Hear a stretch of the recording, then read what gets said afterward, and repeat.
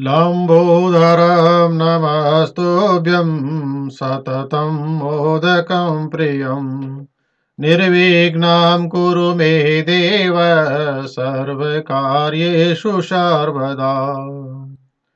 प्यारी छात्र छात्राओं, मैं दाऊद प्रसाद शर्मा, साहित्य आचार्य, राजकीय शास्त्री संस्कृत महाविद्यालय सालासर,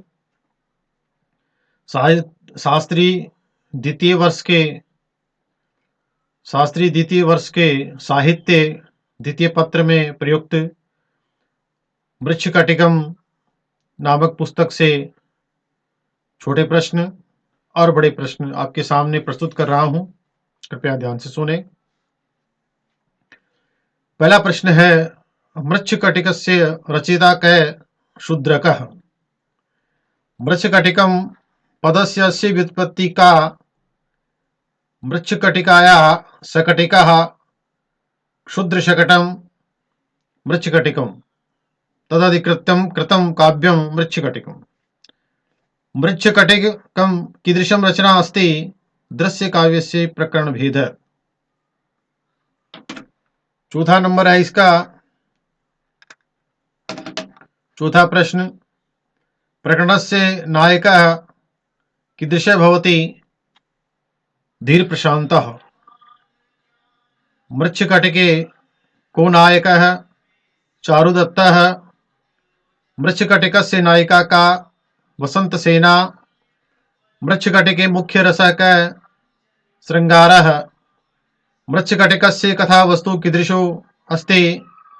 कवि कल्पितम्। नौवां प्रश्न है, वसंत सेना कीदृशी नायिका? साधारण स्त्री थी।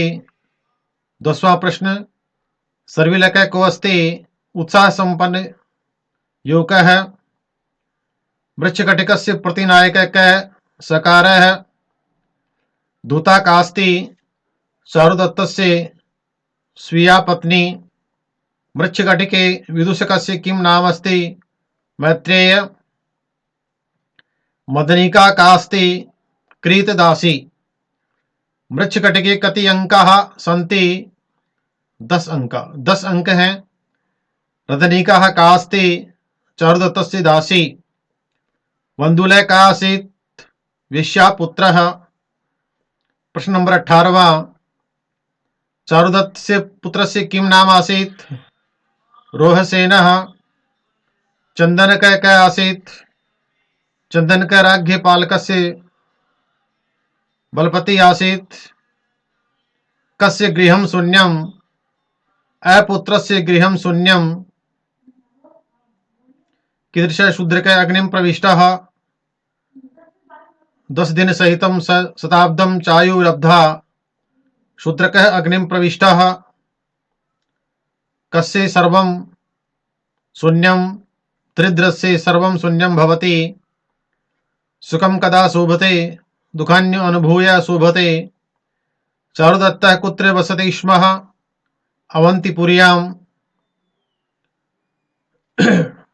25 नंबर का प्रश्न है, कस्य गुणानुरक्तः गणिका वसंतसेनः? चारुदत्तस्य। सुखं कदा शोभसे?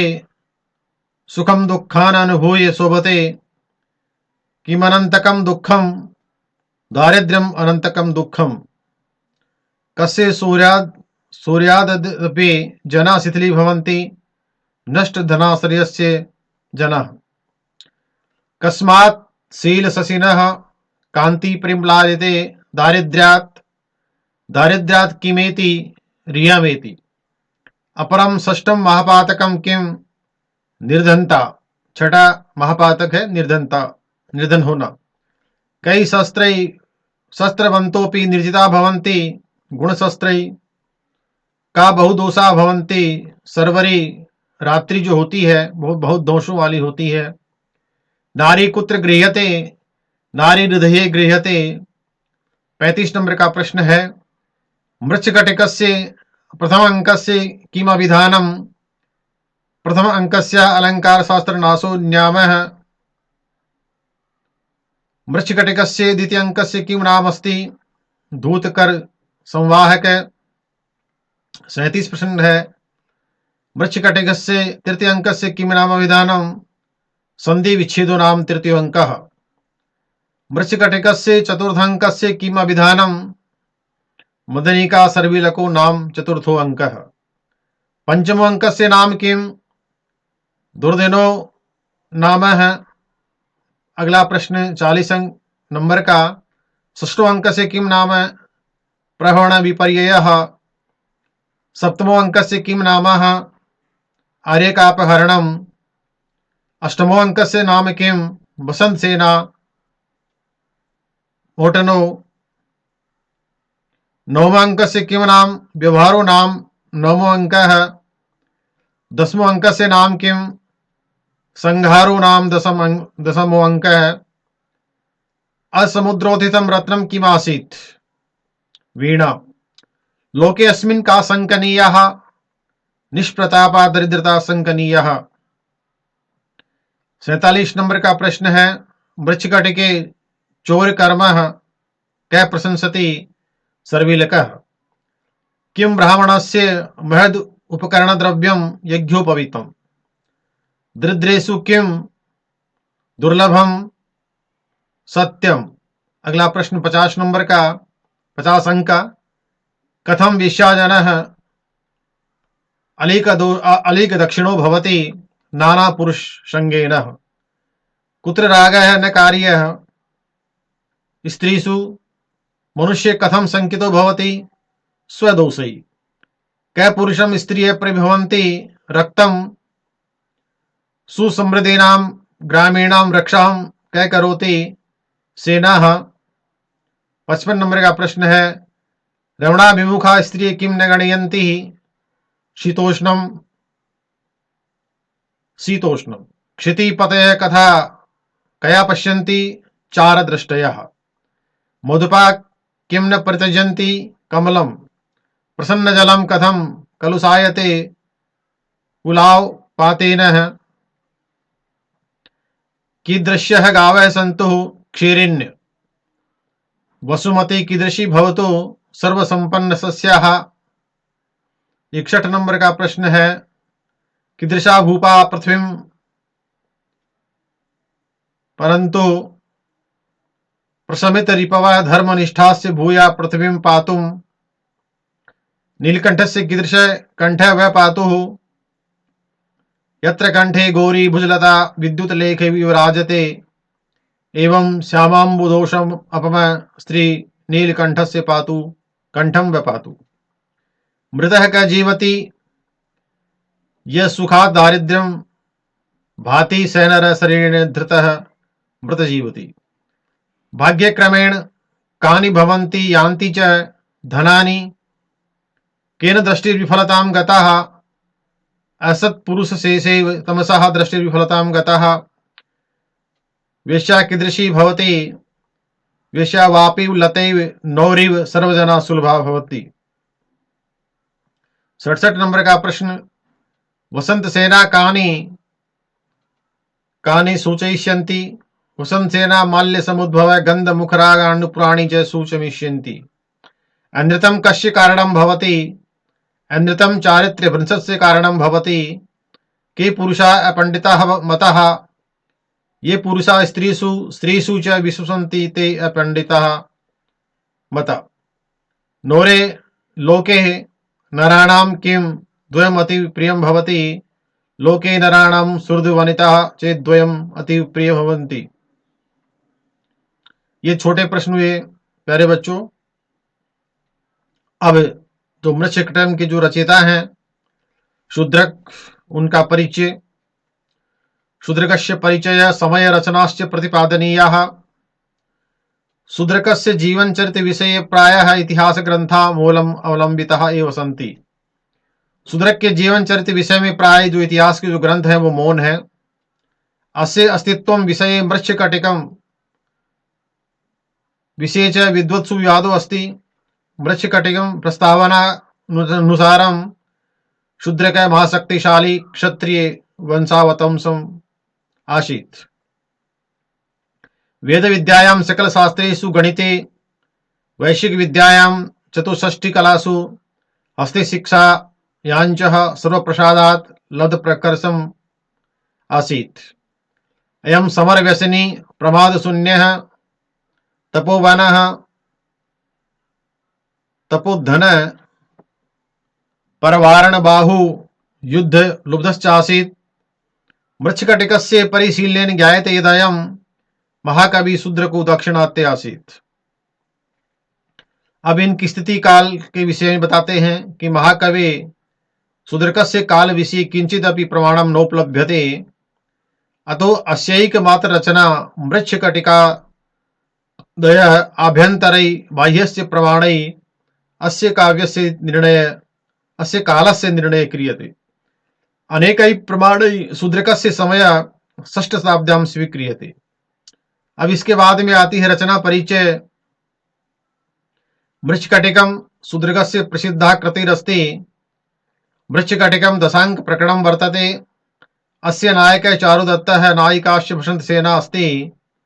मृच्छकटिकस्य कथावस्तु विलक्षणं वर्तते। काल्पनिकं कथावस्तु द्विधा विभक्तम् अस्ति। चारुदत्तस्य प्रणयकथा मुख्य कथा वर्तते। आर्यकः पालकयो राजनीतिर संघर्ष कथा च प्रासंगिक कथा अस्ति। ये मृच्छकटिकं का परिचय। अब आता है कि इनकी जो काव्य कला है वो क्या है। संस्कृत साहित्य शूद्रक यथार्थवादस्य प्रवर्तक आसीत्। संस्कृत साहित्य में शूद्रक यथार्थवाद के प्रवर्तक थे। शूद्रक विरचितस्य मृच्छकटिकस्य प्रकरणस्य अत्यन्तं महत्वपूर्णं स्थानं वर्तते। कथावस्तु योजनायां पात्रचरित्र चित्रणे च कवे युगचेतना स्फुटतया प्रतीयते। समकालिक समाजस्य यथार्थचित्रणं गतिशीलता च कथानकस्य अन्यत्र दुर्लभं वर्तते। पात्र योजनायां स्वाभाविकता सजीवता च पात्रेषु सर्वत्र दृश्यन्ते, सभी जगह दिखाई देती है स्वाभाविकता सजीवता। मृच्छकटिके श्रृंगार एवं अंगीरसः वर्तते। मृच्छकटिक में जो अंगीरस है वो श्रृंगार है। अस्य भाषा सरला प्राञ्जला प्रायेण दीर्घ समासयुक्ता चास्ति। सः भावानुसारं परिवर्तते। अलंकाराणां प्रयोगः स्वाभाविकं वर्तते। अब अगला जो 2 नंबर का प्रश्न है वो मृच्छकटिकं नाम नाटकम अस्ति यथा प्रकरणं वेति संयुक्तिकं विवेचयेत्। प्रकरण है या नाटक है, इसके विषय में विवेचन करना है। तो नाटकीय शास्त्रीय तत्वानां विवेचनं भरत मुनि रचिते नाट्य शास्त्रं विद्यते। तदनुसारं साहित्य दर्पणे आचार्य विश्वनाथस्य विस्तृतं विवेचितं कि 10 रूपकेषु नाटकं प्रधानं तदनुसारं प्रकरणं भवति। नाटकं प्रधानं तदनुसारं प्रकरणं भवति।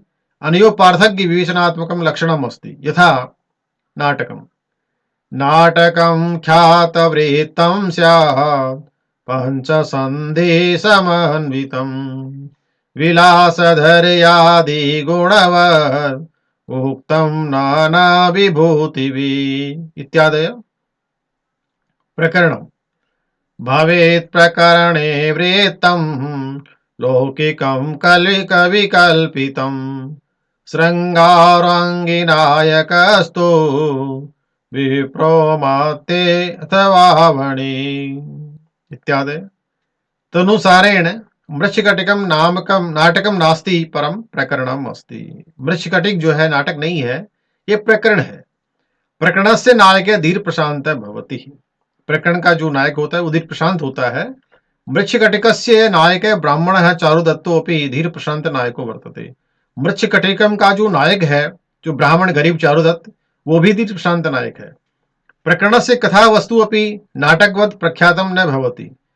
प्रकरण की जो कथा वस्तु है वो भी नाटक के समान प्रसिद्ध नहीं होती है। तत्तु कवि कल्पितम भवति, लेकिन वो कवि कल्पित होती है। मृच्छकटिकस्य कथा चारुदत्त वसंत सेनयोः संगम शूद्रकस्य प्रतिभा प्रसूता वर्तते है। मृच्छकटिकं की जो कथा वस्तु है वो चारुदत्त और वसंत सेना का मिलन और शूद्रकस्य प्रतिभा से उत्पन्न हुआ है। न तो इतिहास पुराणे सु उपलभ्यते, इतिहास और पुराणों में उपलब्ध नहीं है। तो मृच्छकटिकस्य नामकरणं नामकरण कारणं चारुदत्त पुत्रस्य मृत्तिकायाः सकटिका वर्तते। बालकं मोदाय वसन्तसेनया स्वाभरणानि देहात् विमोच्य स्थापितानि येषां भूषणानां न्यायालये आनयात् न्यायाधिकरणं करणिकं चारुदत्तस्य त्रियोगस्य प्रत्यक्षं प्रमाणं प्राप्तम्। अस्मिन्नैवाधारे न्यायाधीशेन निश्चितं यत् निश्चितं चारुदत्तेन वसन्तसेना निहतेति घटना इयं रूपके महत्वपूर्णा अस्ति। अतो अनेनैव कारणेन रूपकस्य नामकरणं कृतमस्ति। मृच्छकटिकस्य कथा कवि कल्पना प्रसूता अस्ति। मृच्छकटिकम की जो कथा है कवि के द्वारा कल्पित है। लोक प्रसिद्धां प्रेम घटना आदय संक्रमितं रूपकम इदं रूपितम्। आचार वद पुरुषस्य कार्य सिद्धिम अवश्यमेव भवति। तस्मात् सदाचारिणं चारुदत्तं विजयश्री नितराम् अलिङ्गति। तथैव वसन्तसेना अपि स्वहृदय वल्लभं चारुदत्तं प्राप्य कृतकृत्यतां भजते। अस्य प्रकरणस्य कथा विन्यासस्य भागद्वयम् अस्ति। प्रथमे चारुदत्त वसन्तसेनयोः प्रेम व्यापारः, द्वितीये च आर्यकस्य राज्य प्राप्तिः। इदं मृच्छकटिकं प्रकरणमस्ति न तु नाटकम। तो मृच्छकटिकम प्रकरण है, नाटक नहीं है, ऐसा इससे स्पष्ट हुआ। अगला प्रश्न है कि संस्कृत नाटकेषु मृच्छकटिकस्य वैशिष्ट्यं विवेचयत्। किं नाम मृच्छकटिक प्रकरणस्य वैशिष्ट्यं? मृच्छकटिकं प्रकरणं राष्ट्रस्य समाजस्य च उत्कृष्टं निदर्शनं विवेचयत्। ये प्रश्न बनता है, 3 प्रश्न बनते हैं। संस्कृत साहित्ये सुदृक् विरचितस्य मृच्छकटिकस्य प्रकरणस्य महत्वपूर्ण स्थानम् अस्ति। लोकप्रियताया विषये एतदेव कथनं पर्याप्तम् अस्ति कि यद् विविधासु प्रचलितासु भाषासु अस्य प्रकरणस्य अनुवादः दृश्यते।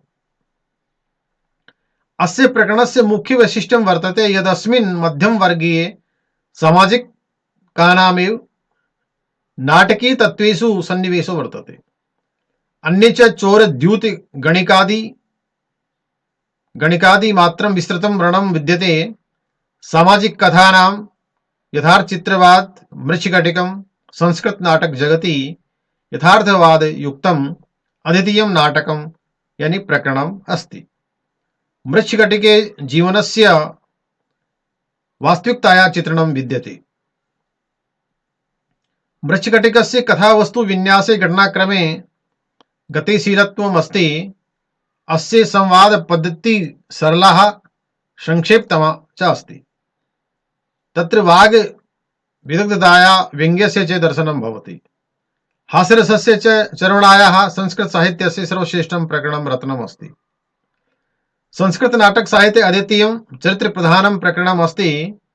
मृच्छकटिकस्य पात्र चरित्र चित्रणस्य वैशिष्ट्यम् अस्ति यदस्य सर्वे पात्र विशेषाः स्वप्रतिभा प्रभासिता नवनवा इव दृश्यन्ते। अस्मिन् प्रकरणे माधुर्ये व्यञ्जकाः लालित्यपूर्णाः रसस्निग्धाः उपदेशप्रदाः श्लोकाः पदे पदे सन्निविष्टाः सन्ति। प्राचीन चोर विद्याया न्यायाधिकरणं च पुष्कल वर्णनं विद्यते। अस्य प्रकरणस्य यथा भाषा सौष्ठवं शैली विन्यासेन सरलता रोचकता च वर्तते। अतः एव प्रकरणमिदं समाजस्य दर्पणमिव प्रतिभाति। मृच्छकटिकं नाम संस्कृत साहित्यस्य अनुपमेयं प्रकरणं रत्नं समीक्षकाः स्वीकुर्वन्ति। मृच्छकटिक प्रकरणे प्राचीन भारतस्य सर्वविधं सामाजिकम् अनुशीलनं च उपलभ्यते। मृच्छकटिक नामक जो प्रकरण है उसमें प्राचीन भारत का सामाजिक अवस्था का अनुशीलन प्राप्त होता है। अत्र प्राकृतिकं वर्णनं स्थाने स्थाने प्राप्यते। प्राकृतिक वर्णन भी स्थान स्थान पर प्राप्त होता है। नायकस्य चारुदत्तस्य वैदुष्यं दानवीरता तया च दारिद्र्य भावापन्ना तथापि निर्लोभता वर्णिता अस्ति। कथम इदं समुचितं भविष्यति यद् तत्कालिकाः समस्ता व्यवहारा न्यायालये वादप्रेक्षया नीतयस्य विभिन्न अंकेषु समायाता सन्ति। चोर कर्मणः समस्ता क्रियाः युगपदेव सन्निविष्टाः सन्ति। अत्र नगराध्यक्षाणां नागरिकाणां च जीवनस्य समाजस्य च एतादृशं सुमनोहरं चित्रणं कस्मिन्नपि रूपके न उपलभ्यते। अस्मिन् रूपकलक्षणम् अवलम्बितं व्यापारम् अनन्तरेणापि सामाजिक आचारस्य प्रदर्शनं समधिकं गौरवं जायते। तस्मात् राष्ट्रस्य अमूल्ये निधिभूतं प्रकरणं रत्नम् इति। अब प्रश्न आता है, मृच्छकटिकं नामकरणं सार्थकत्वं विविच्य लिखित। मृच्छकटिकस्य नामकरणस्य उद्देश्यं प्रतिपाद्यते। साहित्ये दर्पणे रूपकलक्षण प्रसंगे आचार्य विश्वनाथेन उक्तं यत् कि नायिका नायकाख्यानं संज्ञा प्रकरणादिषु प्रकरणस्य नामकरणं नायक नायिकयोः संज्ञाम् अवलम्ब्य भवति। नाटकस्य च गर्भितार्थ प्रकाशकत्वं भवति। तद् विपरीतं मृच्छकटिक प्रकरणम् अस्य नामकरणं तत्र वर्णिते षष्ठाङ्के विषयवस्तुम् अवलम्ब्य कृतम्। अत्र चारुदत्तस्य पुत्रः रोसेनः पार्श्ववर्तिनो जनस्य पुत्रं स्वर्णनिर्मितेन शकटकेन क्रीडन्तम् अवलोकयामास। सोऽपि स्वयं मृच्छकटिकमेव क्रीडितुं नेच्छति, तत् स्थाने च स्वर्णनिर्मितं शकटम् इच्छति। तो चारुदत्त सेविका अर्धनिकाः तमादाय प्रमोदाय वसन्तसेनागृहं याति। सा च ये भूषणानि तन्मृच्छकटिके स्थापयति। मृच्छकटिके घटना चिरस्मरणीया अस्ति। अनेन प्रकारेण मृच्छकटिकं समर्पिता संबंधिता च घटना अस्य प्रकरणस्य कथा विकासे एकं महत्वपूर्णं स्थानं निर्धारयति। एतद् आधारीकृत्य एतद् नामकरणम् उपयुक्तमेव अस्ति। प्यारे छात्र छात्राओं, ये मृच्छकटिकं के कुछ प्रश्न, छोटे और बड़े। अगले वीडियो में फिर मृच्छकटिकं के चारुदत्त, वसंत सेना का चरित्र चित्रण इत्यादि का विवेचन होगा। जयतु संस्कृतम, जयतु भारतम।